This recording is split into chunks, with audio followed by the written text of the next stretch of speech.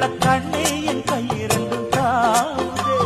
பூமாலை தாங்கிக் கொள்ள பொன்தாலி வாங்கிக் கொள்ள இப்போது என் கழுத்து ஏங்குதே.